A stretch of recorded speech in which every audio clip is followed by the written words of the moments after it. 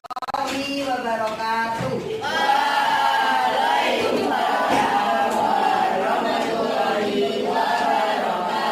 Kita baca basmalah bersama. Bismillahirrahmanirrahim. Anak-anak, kelas 6 apa ya? Apakah anak-anak bahagia di kelas ini? Kita akan menciptakan suasana yang bahagia di kelas ini dengan membuat sebuah peraturan. Tapi akan kita sebut dengan sebuah keyakinan kelas. Apa anak? Keyakinan kelas. Keyakinan kelas akan kita buat bersama-sama untuk mencapai sebuah tujuan dalam pembelajaran kita di kelas ini, supaya kita merasa bahagia ketika kita belajar. Tidak ada yang terpaksa, tidak ada yang sedih, tidak ada yang merasa kecewa, ya. Keyakinan kelas. Nah, keyakinan kelas ini harus kita sepakati bersama. Coba bagaimana dan apa yang kamu harapkan, kamu inginkan dalam suasana kelas ini? Siapa yang bisa berpendapat? Ayo, tunjuk jari. Tunjuk jari. Siapa? Apa keinginan kamu di kelas ini? Menjadi anak pintar. Menjadi anak pintar. Kamu, Mas Rasha? Hah? Bagaimana suasana kelas yang kamu harapkan, Mas Zafran? Apakah ramai? Bisik? Tenang. Oke. Nanti bisa dibuat dan ditulis. Tolong nanti ditulis di sini ya, Nana. Keinginan, keyakinan kelas yang harus kita jalankan di kelas ini sesuai dengan kesepakatan kita. Kita akan membuat bersama-sama dan akan kita patuhi bersama-sama. Oke. Masing-masing anak boleh berbeda. Berbeda, tidak harus sama dengan teman yang lain. Sesuai keinginan kalian masing-masing. Kesepakatan pertama, misalnya, bagaimana kalian di waktu pagi? Bagaimana kedatangan kalian? Kapan? Tepat waktu jam berapa? 6.30. Oke, ada yang bisa nulis sendiri. Tepat waktu datang jam 6.30. Bagaimana jika terlambat? Sanksinya apa? Mengaji di depan. Oke, ada yang menulis itu bisa? Coba tulis, Mas Zafran. Datang tepat waktu. Tulis itu. Datang tepat waktu. Tepat waktunya jam berapa? Pukul 6.30. Bu, tapi kan 6.30 udah mepet Bu waktu nih. Oh, terus bagaimana? Jam 6. Jam 6 atau 6.15. Berarti sebelum jam 6.30 sudah datang. Nah, itu kesepakatan. Jadi, jika lebih jam 6.30 anak-anak mendapat sanksi. Oke, ada yang menulis ya? Satu, hati-hati. Ada yang menulis juga. Yang bagian datang jam 6:30 maka mendapatkan sanksi, yaitu sanksinya mengaji di depan. Ada yang menulis seperti itu sanksinya. Ayo, kamu yang menulis. Jika datang lebih dari pukul ini maka diberi sanksinya apa? Mengaji di depan. Nomor 2. Ketika kamu datang, apa yang kamu lakukan? Jika bertemu Bapak Ibu Guru bagaimana? Salim dan bagus tulis. Nah, bertemu Bapak Ibu Guru, bersalaman dan mengucap salam. Tulis. Mas siapa? Lanjut yang ketiga.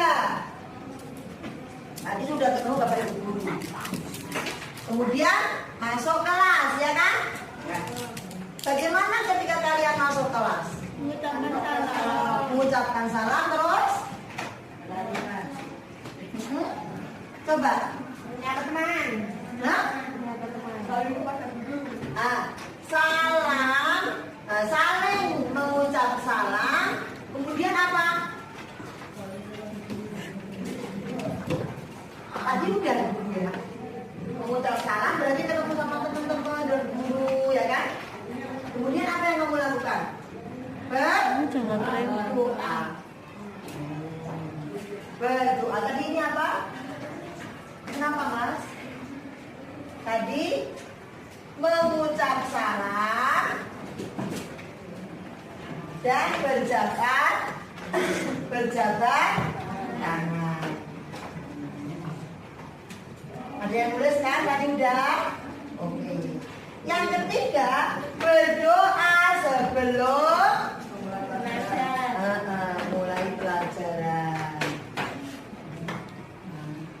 Ada yang nulis? Siapa yang nulis berdoa? Oke, Mbak Ani.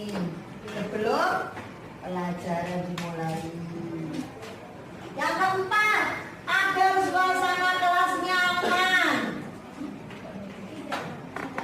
Tidak ramai. Tidak bising. Tidak terus berarti bagaimana? Kalimatnya bagaimana?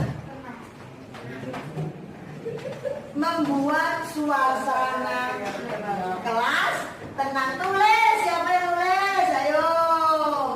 Bagus. Ayo ditulis tertampar yang udah tadi ditampar mas. Yang udah ditulis tadi Mas Zafran punya kamu tampar sini yang udah. Siapa kamu? Udah tampar sini. Nah tadi bagus. Membuat suasana tenang berarti tidak membuat gaduh. Bagaimana jika membuat gaduh di kelas? Bagaimana Mbak Maharani? Berdiri di depan. Bocah kok rame, terus tidak menghargai teman, bikin ribut. Apa sanksinya? Berdiri di depan. Hanya berdiri? Nasihati. Apa malah seneng? Kalau berdiri di depan? Jika sudah tidak bisa dikendalikan, maka sebaiknya bagaimana? Oke, kesepakatan loh ya. Berarti harus keluar dari kelas jika tidak bisa diatasi. Coba ditulis Mbak Maharani tadi. Terus pendapat. Ayo ditempel mas. Tempel. Tadi yang pertama tadi siapa? Mas Zafran, bagus. Yang kedua tadi siapa? Mas Rasya. Yang ketiga? Ayo bagus, ayo nyempel. Yang ketiga kamu toh? Yang ketiga berarti agak sini. Ayo Mas Rasya. Biar urut sini kawan Pak. Yang keempat, ayo Mas. Langsung ditempel. Yang kelima tadi siapa? Gak apa-apa, Mbak Maharani ya. Oh, Mbak siapa tadi ayo yang sudah ditulis. Selanjutnya sudah kelima. Gak usah banyak-banyak, tapi harus dilakukan semua. Tidak membuat bising di kelas, kan? Tidak membuat gara-gara, tidak membuat masalah di kelas. Selanjutnya, bagaimana pertemanan kalian di kelas? Supaya baik, bagaimana? Menghormati teman, saling menghargai. Ada tulis. Siapa yang tulis? Ya, tadi yang budaya Mbak siapa itu? Mbak Lolita. Saling menghormati dan menghargai. Benar ya?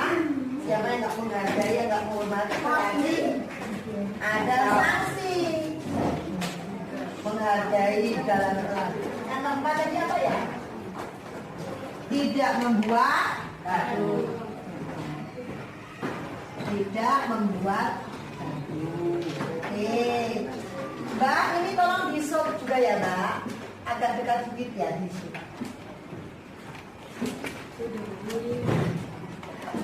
Lanjut. Bagaimana jika ada tugas-tugas dari Bapak Ibu Guru? Berarti bagaimana kalimatnya? Mengerjakan tugas tepat waktu. Bagus Mbak Lavina. Mengerjakan tugas dengan tanggung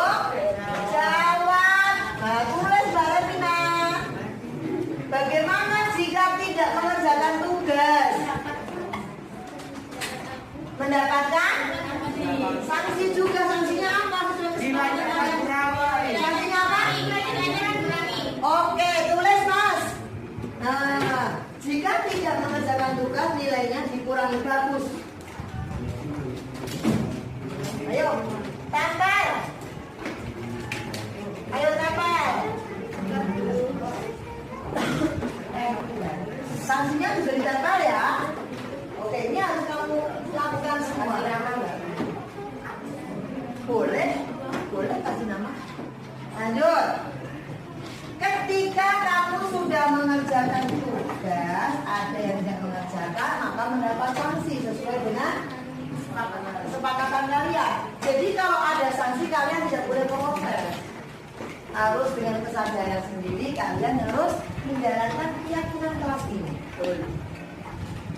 Kemudian kalian harus berkata apa dengan teman-teman sebaya?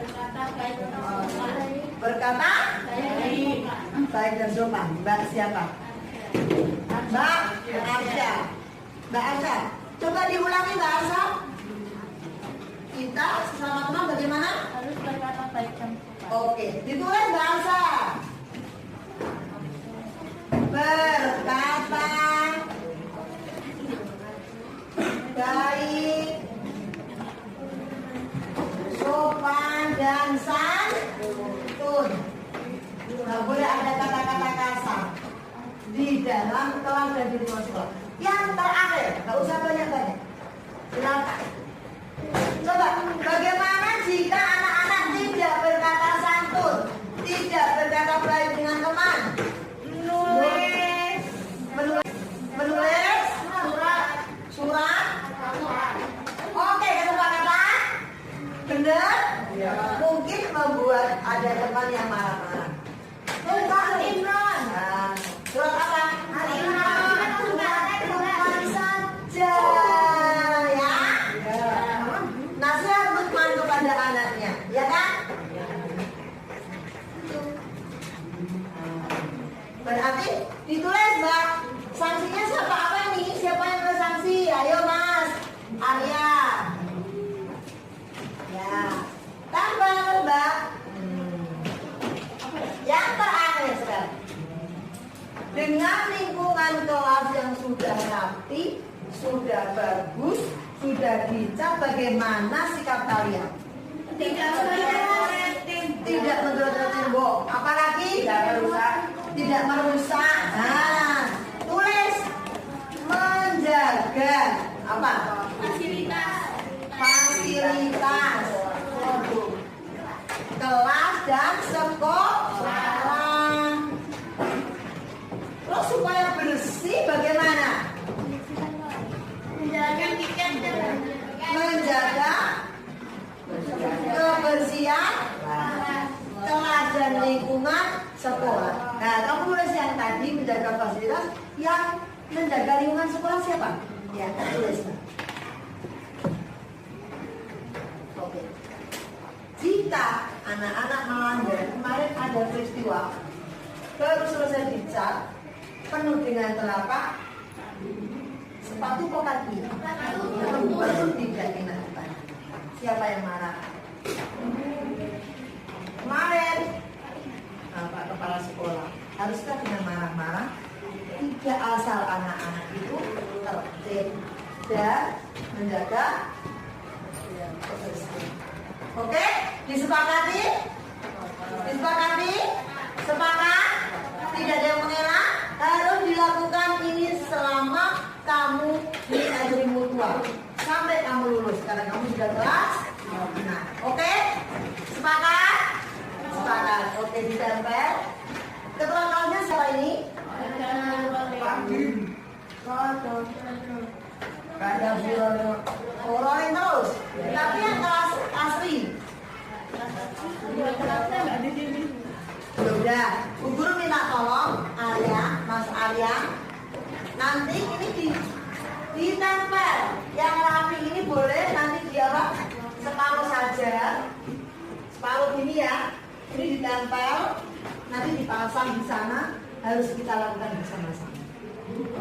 tidak terlalu banyak-banyak, tapi yang penting kalian lakukan supaya situasi kelas ini nyaman, enak, dan kita bahagia, sehingga kalian menjadi anak pintar semua, tidak ada rasa kecewa.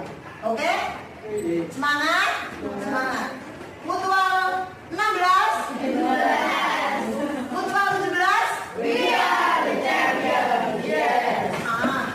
Ulangi. Mutual 17? We are the champion. Yes.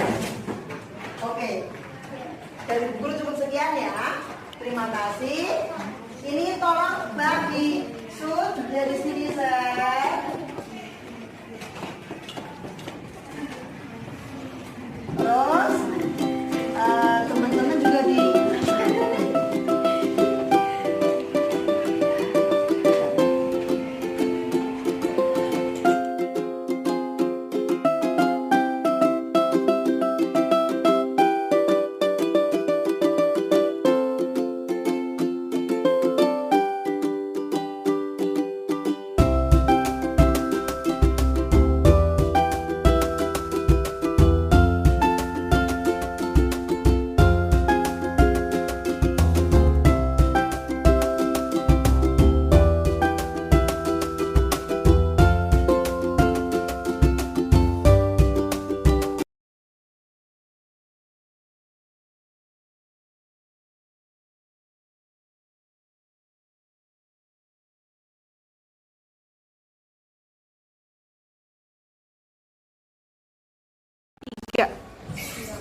Assalamualaikum warahmatullahi wabarakatuh. Waalaikumsalam warahmatullahi wabarakatuh. Salatu wassalamu ala asrofil anbiya'i wal mursalin wa ala alihi wa sahbihi ajmain amma ba'd. Yang terhormat Bapak Kepala Sekolah SD Muhammadiyah 1 Alternatif Kota Magelang, Bapak Muhammad Yanto SPI MSI, yang kami hormati calon guru penggerak angkatan 7 Kota Magelang, dan yang kami hormati Bapak Ibu guru SD Muhammadiyah 1 Alternatif Kota Magelang. Puji syukur kehadirat Allah Subhanahu wa Ta'ala yang telah melimpahkan hidayah serta ilmunya kepada kita semua, sehingga kita dapat berkumpul di ruangan ini dalam acara sosialisasi aksi nyata budaya positif SD Muhammadiyah 1 Alternatif Kota Magelang, insya Allah dirahmati Allah SWT. Salawat serta salam semoga selalu tercurahkan kepada junjungan Nabi akhir kita, Nabi besar Muhammad SAW, yang selalu kita nantikan syafaatnya di yaumul qiyamah. Bapak Ibu, terima kasih atas kehadirannya. Izinkan saya selaku pembawa acara untuk menyampaikan susunan acara. Yang pertama adalah pembukaan, yang kedua adalah sambutan dari Bapak Kepala Sekolah sekaligus acara, dan yang terakhir adalah penutup. Marilah kita mengawali acara ini dengan bacaan basmalah bersama. Bismillahirrahmanirrahim. Yang kedua adalah sambutan dari Bapak Kepala Sekolah SD Muhammadiyah 1 Alternatif Kota Magelang kepada Bapak Ibu Yanto SPI MSI. Kami persilakan. Terima kasih. Bismillah. Assalamualaikum warahmatullahi wabarakatuh. Waalaikumsalam warahmatullahi wabarakatuh. Yang kami hormati teman-teman calon guru penggerak SD Muhammadiyah 1 Alternatif Kota Magelang dan Bapak Ibu guru karyawan SD Muhammadiyah 1 Alternatif Kota Magelang. Hari ini kita dikumpulkan untuk kegiatan sosialisasi program dari teman-teman kita, dan alhamdulillah terima kasih. Hal ini follow up dari pertemuan teman-teman tim berlima bersama dengan kepala sekolah, karena memang ada tuntutan untuk mensosialisasikan ide-ide kreatif, mensosialisasikan program-program guru penggerak, dan kita berdoa semoga sekolah kita itu akan proses sekolah penggerak di tahun 2023. Saya berharap teman-teman yang belum mendaftar guru penggerak untuk segera mendaftar.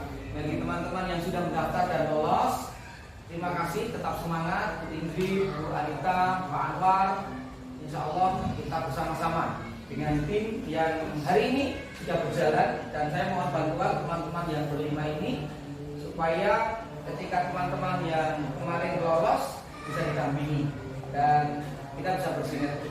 Ini saja sambutan dari saya mengucapkan terima kasih. Mari kita bersama-sama mendengarkan apa yang diinginkan oleh teman-teman dalam sosialisasi pada hari ini. Assalamualaikum warahmatullahi wabarakatuh.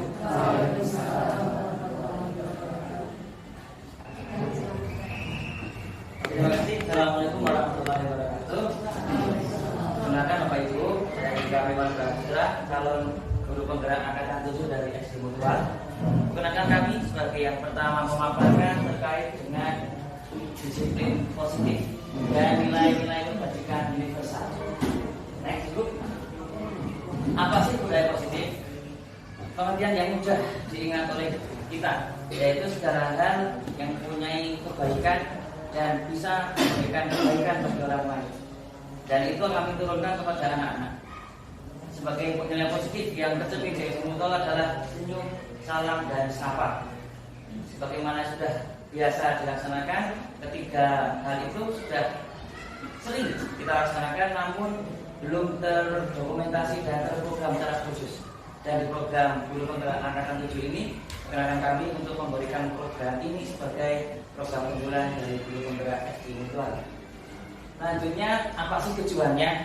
Tujuannya yang pertama, kelas menjadi lebih tertib dan lebih disiplin.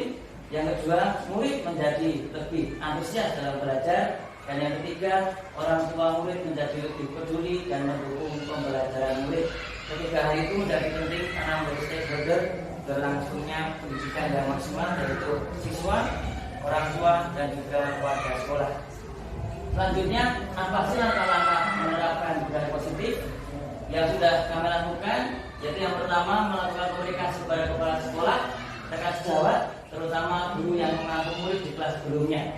Selanjutnya yang kedua, melakukan komunikasi dengan orang tua murid. Intens kami lakukan komunikasi itu melewati grup WhatsApp. Kemudian yang ketiga, membentuk kesepakatan kelas. Kesepakatan ini kami laksanakan pagi tadi bersama anak-anak. Itu setiap anak kami berikan satu kertas, kemudian kami tuliskan apa sih nak harapanmu, apa sih nak keyakinanmu agar suasana di kelas ini menjadi lebih tenang. Ada yang menuliskan aku ingin lebih diam, ada juga yang menuliskan aku ingin membantu temanku, dan ada juga yang bilang aku ingin lebih dingin suasana kelasnya, yaitu mungkin lewat fasilitas yang lebih baik. Selanjutnya yang keempat, melakukan sosialisasi kepada kepala sekolah, orang tua murid untuk membentuk kesepakatan yang telah terbentuk. Selanjutnya, teman-teman sekalian, setelah tadi kami melaksanakan proses memberikan upah kepada anak-anak, selanjutnya yang akan kami laksanakan adalah membuat mensosialisasikan apa yang telah kami sampaikan kepada anak, kepada orang tua. Manusia dan dunia berkualitas. Apa sih istilahnya? Kok aneh-aneh? Nah, kebutuhan dasar manusia ada 5. Yang pertama adalah manusia itu butuh apa? Menurut Abraham Maslow, ada seorang psikolog aliran humanis, ada 5 kebutuhan dasar manusia, yaitu disimpulkan bahwa semakin tinggi hierarki kebutuhan seorang terpenuhi, maka semakin tinggi pula mencapai derajat kemandiriannya. Yang pertama, aktualisasi diri. Di situ dari paling bawah ya, fisiologis, bahwa kita butuh makan, butuh minum, butuh tidur, butuh pakaian, pasti ya. Ini semua ini kebutuhan yang paling umum. Yang kedua, rasa aman. Kita pasti ingin hidupnya nyaman, aman. Yang kedua, sosial. Kita pasti butuh berinteraksi, butuh orang lain untuk merasa kita sebagai manusia. Seperti itu. Yang keempat adalah penghargaan. Nah, penghargaan ini berupa pencapaian, status, tanggung jawab, berupa kita pengen dihargai, tapi kita juga pengen melakukan hal-hal yang kita bisa memberikan sebagai bentuk tanggung jawab kita. Yang terakhir, kita itu aktualisasi diri, yaitu pengembangan diri, pemenuhan ideologi. Jadi 5 hal ini dari psikologis, fisiologis, rasa aman, sosial, penghargaan, aktualisasi diri ini adalah 5 kebutuhan dasar yang harus dipenuhi manusia. Jika salah satu nggak ada, gimana rasanya? Terpenuhi nggak? Kalau dari 5 itu nggak terpenuhi, rasanya gimana? Kurang sempurna gampang. Ada yang kurang ya. Jadi kalau rasa aman aja kita nggak punya di rumah, nggak tenang, kerja tempat kerja nggak rasa aman, nggak nyaman karena ada seseorang yang bergesekan, nyaman nggak kerjanya? Nggak. Nah, makanya beberapa kebutuhan dasar ini harus kita penuhi. Semakin tinggi kebutuhan hierarki ini kita penuhi, maka semakin menjadi mandiri. Selanjutnya itu yang harus kita pahami teman-teman, yuk sama-sama kita memenuhi semua kebutuhan hierarki itu. Lanjut pada restitusi dan kontrol dari diri sendiri. Oke, terima kasih teman-teman. Kita masuk pada restitusi atau 5 posisi kontrol kita sebagai pendidik. Coba teman-teman, sejauh mana kita mengetahui posisi kita sekarang. Jadi menurut kurikulum Merdeka ini ada 5 posisi kontrol kita. Di manakah posisi kalian masing-masing, kita masing-masing? Yang pertama, ada posisi kita sebagai pembutuh. Seorang guru menjadi pembutuh. Bagaimana itu bagi anak didik kita? Selama ini saya merasa sebelum saya menjadi calon guru penggerak, belum mengetahui posisi saya. Ternyata yang saya sampaikan selama ini pada anak didik saya bertanya sendiri, kok saya selalu menghukum pada anak-anak? Bagaimana posisi pembutuh itu selalu menyalahkan? Kamu pasti telat lagi. Kamu selalu tidak mengerjakan baik.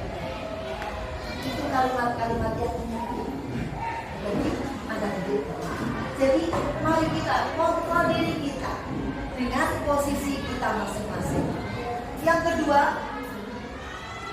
yang pertama pembutuh. Yang kedua, posisi kita sebagai pembuat merasa bersalah. Anak-anak diberi pertanyaan jika bersalah, apa yang telah kamu lakukan tadi? Menyesal enggak? Ya kan? Tapi ketika kita memberikan pertanyaan seperti itu, kita harus bisa memberikan solusi. Bagaimana caranya supaya anak itu tidak lagi berbuat kesalahan. Anak merasa bersalah, merasa ketakutan jika kita memposisikan seperti ini. Yang selanjutnya, yang ketiga, kita memposisikan anak kita sebagai teman. Kita rangkul, kita ajak bicara, kita dengarkan pendapatnya, dan kita ajak berdiskusi bagaimana baiknya jika misalnya tadi yang dikatakan buat tentang restitusi, Bu Arini tentang hukuman, itu benar sekali. Jangan sekali-kali kamu telat terus, selalu telat, selalu tidak mengerjakan PR. Kamu pemalas, jangan sekali-kali membicarakan seperti itu dengan anak didik kita. Jadi cari apa latar belakangnya, bagaimana bisa terjadi pelanggaran-pelanggaran yang dilakukan, dan kita merangkulnya sebagai teman sehingga dia mau bicara, mau curhat kepada kita, seakan-akan kita adalah teman.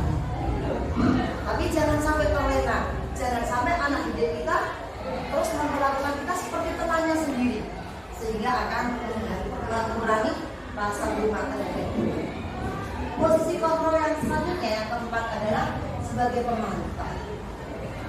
Sebagai seorang guru, sebagai pendidik, kita harus memantau sejauh mana perkembangan anak kita, sejauh mana kenaikan,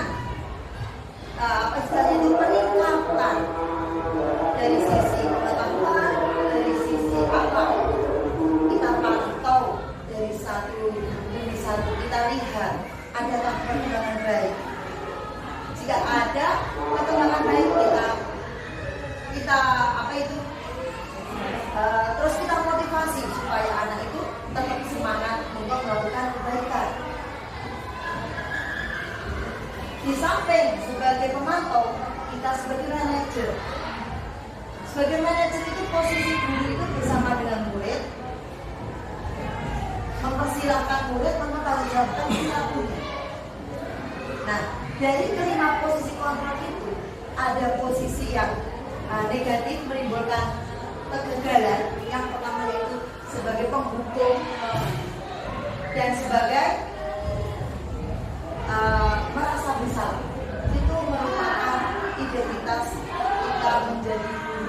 memposisikan untuk menjadi untuk sebuah kegagalan. Tapi ketika kita memposisikan kita sebagai pemantau dan sebagai teman, insya Allah anak didik kita akan lebih enjoy, mudah untuk diajarkan. Kemudian posisi kontrol yang positif juga ini sebagai manajer. Karena apa? Seorang manajer memiliki keterampilan posisi teman maupun pemantau, dan dengan demikian bisa jadi waktu tertentu anak itu akan kembali kepada posisi yang kita harapkan. Nah, teman-teman, marilah kita bersama-sama memposisikan kita sebagai pendidik, menjadikan kita jangan sebagai pembohong, tapi marilah kita menjadikan diri kita, memposisikan kita sebagai pemantau, kadang-kadang sebagai teman, dan kita bisa menjadi sebagai seorang manajer terhadap anak didik kita. Di rumah juga seperti ini, sebagai ibu rumah tangga, sebagai bapak, kepala keluarga, posisikan kita sebagaimana mestinya. Mungkin itu saja dari saya. Jika nanti ada pertanyaan, nanti bisa kita bahas bersama. Selanjutnya monggo. Teman-teman, yang terakhir pada materi budaya positif adalah segitiga restitusi. Ini adalah bagaimana cara kita menyelesaikan masalah bersama anak-anak.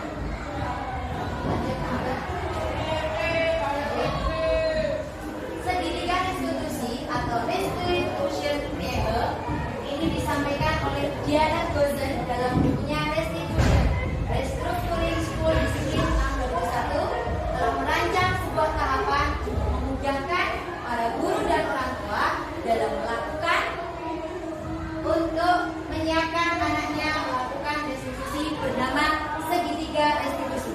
Lanjut pada proses di tiga tahapan didasarkan pada prinsip teori kontrol.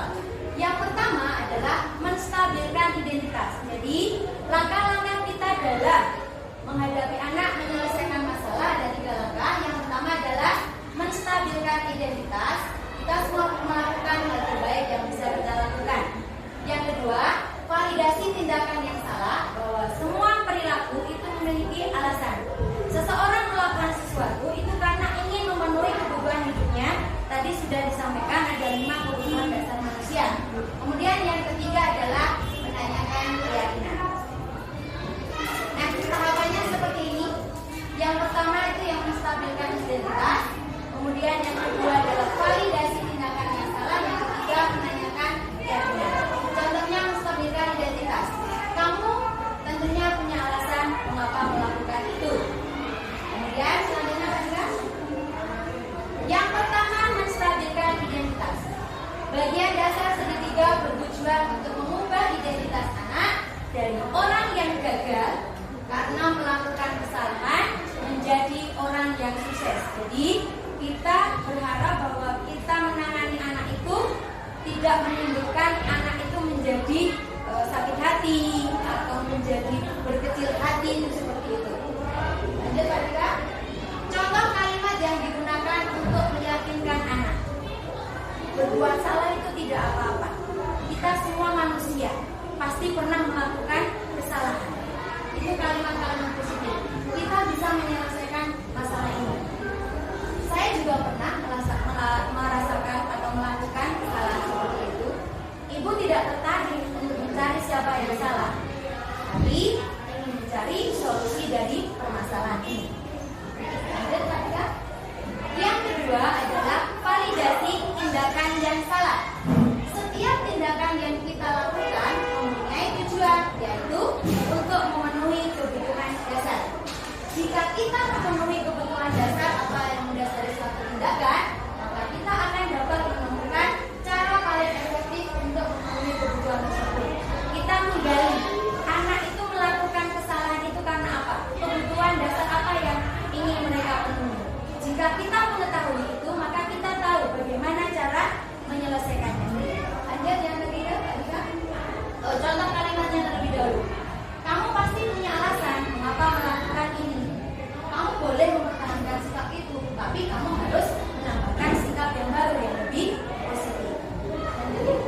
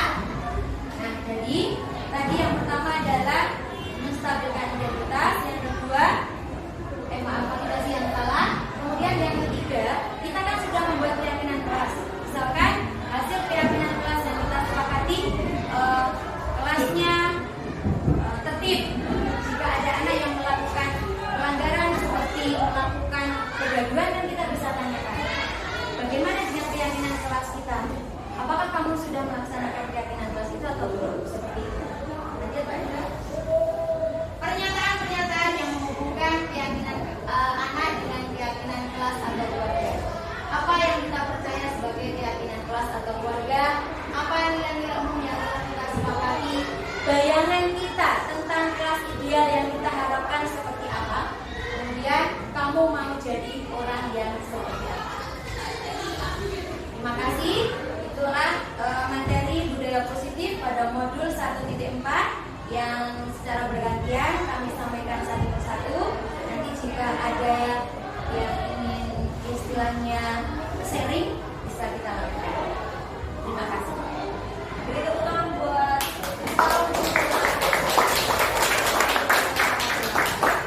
dari keluarga ada teori motivasi hukuman bahwa banyak sekali perubahan mindset yang harus kita ubah. Yang ketiga yaitu dari mulai yaitu tentang keyakinan kelas, yaitu tentang keyakinan saya yang semuanya insya Allah jadi selaras. Terus yang keempat yaitu kebutuhan dasar manusia dan juga dunia yang berkualitas. Yang kelima restitusi 5 posisi kontrol. Nah, hal seperti ini yang baru kita dapatkan agar kita dan murid itu sama-sama segan dan rasa sayang sehingga pembelajaran begitu menyenangkan. Dan yang terakhir tadi disampaikan dari mereka ada segitiga restitusi. Nanti seperti segitiga atau segitiga tepung, tapi banyak sekali dari situ yaitu tentang alasan dan diskusi bersama-sama dari kita yang jelas. Sekali lagi tepuk tangan buat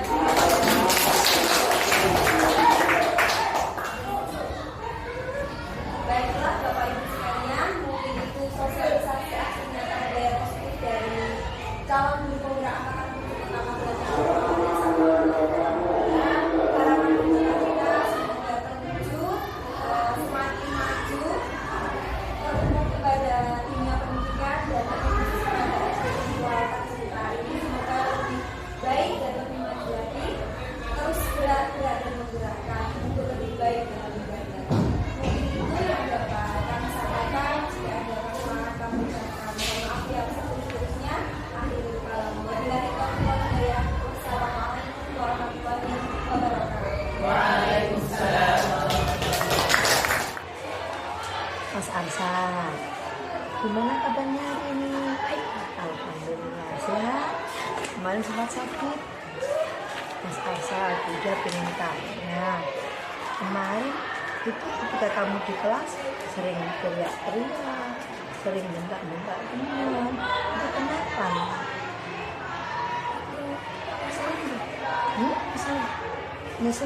Ngeselin. Kenapa memang? Kalau seperti itu teriak-teriak, terus sering menyalahkan teman, terus menganggap temannya salah itu, kamu tindakan kamu itu benar kok. Terus kalau Bu Ida pernah dinasihatin, disuruh nafas sama Bu Ida. Terus kalau nggak sopan bagaimana? Kalau istilahnya kamu bersalah sama teman gimana? Sudah kamu lakukan? Sudah. Kamu menjadi ketua kelas? Harusnya bagaimana kalau ketua kelas itu? Menasihati, dipimpin bagaimana? Kamu menjadi apa? Menjadi ketua kelas harusnya kamu memberi apa? Memberi arahan. Terus dari diri kamu sendiri bagaimana dulu? Memberi. Guru sering menasihati apa? Memberi contoh pada teman-teman sikap yang baik. Kalau kamu bersalah itu menyesal nggak? Menyesal? Terus kamu kedepannya bagaimana? Mau seperti apa? Karena kamu jadi pemimpin.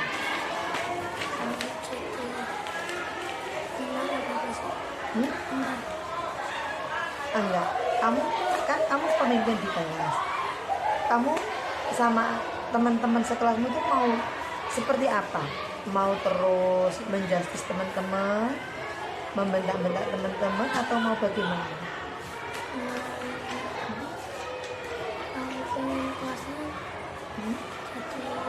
Kelasnya jadi ayam. Terus berarti harus membiasakan kebiasaan yang jujur, apalagi baik. Berarti kebiasaan yang baik ya dibiasakan supaya tadi apa? Kelasnya Ayem hebat, kamu menjadi ketua kelas yang baik ya. Oke. Jangan menjadi provokator, tapi harus menjadi teladan dan menjadi pemimpin. Ya. Siap? Oke, terima kasih. Guru bangga pada kamu ya. Oke, tidak membuat masalah di kelas. Oke, terima kasih. Assalamualaikum. Mas Pandu. Mas Pandu, tak panggil Bu Guru ke sini karena Bu Guru saya. Mas Pandu sering di kelas sering teriak-teriak, melempar barang, membuat teman-teman marah. Kenapa Mas Pandu? Karena aku nggak mau ikut kuliah Mau kuliah terus? sama teman tanya. Kok bercanda? Tapi kalau terus suasana kelasnya jadi riuh, gaduh, terus terjadi perkelahian, kamu bagaimana sikapnya? Padahal kamu yang bikin itu gaduh, menyesal nggak? Seharusnya bagaimana kamu?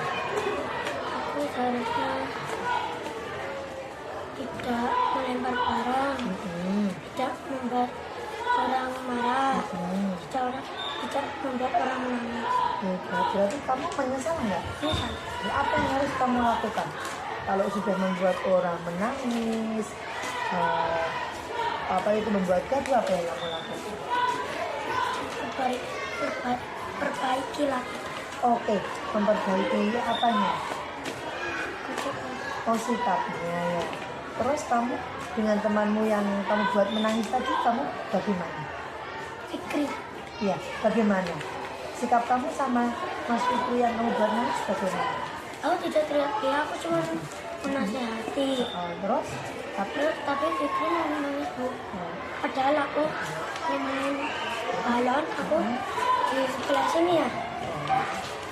Terus kamu sama Fikri nyurai apa minta maaf? Fikri itu, tapi Fikri yang pakai balon itu dilempar Bu.